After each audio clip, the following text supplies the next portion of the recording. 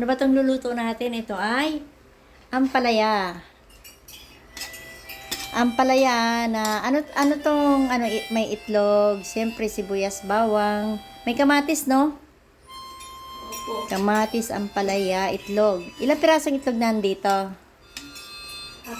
4 na pirasong itlog. Wow, ang dami. Parang abot pa ito sa aming hapunan. Ito ay ampalaya. Alam niyo naman, ako'y nakakuha ng napakagaling na cook dito sa aming bahay. Ito nagluluto namin dito. Alam niyo ba na napakagaling magluto? Kahit anong lutuin yan, talagang mapapakain ka ng marami. Sira ang diet namin. Napaparami kami ng kain. Ang sarap kasi niya magluto. Pero secret lang kung sino siya. Basta masarap siya magluto. At yan ay, alam ko ay pag may mga handaan, siya ay naiimbitahan para magluto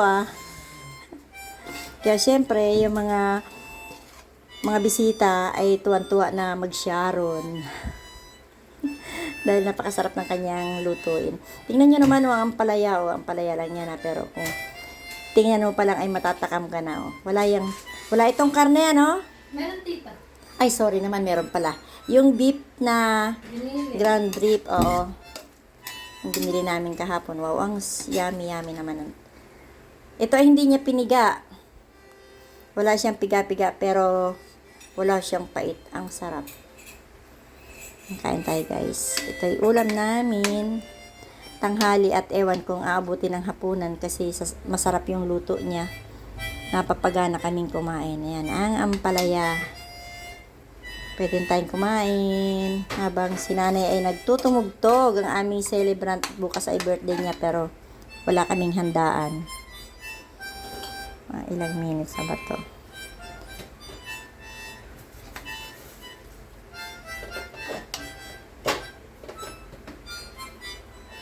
Ay guys, ito naman ang aking nanay na ginaganahan magtugtog dahil birthday niyan bukas. Binibidyo ko lang, hindi ako nag-invite kasi wala kaming handaan. Wala kaming handa. 84 na yan bukas. Inay, happy birthday. Advance happy birthday. Nadadagdagan ng pambuhay na po. Siyempre. Hindi naman ugod-ugod. Bakit? Ayan, 84 na. Sabihin nyo bang ugod-ugod dyan? Nakakatugtog pa, di ba? Isang tugtog dyan, Nay,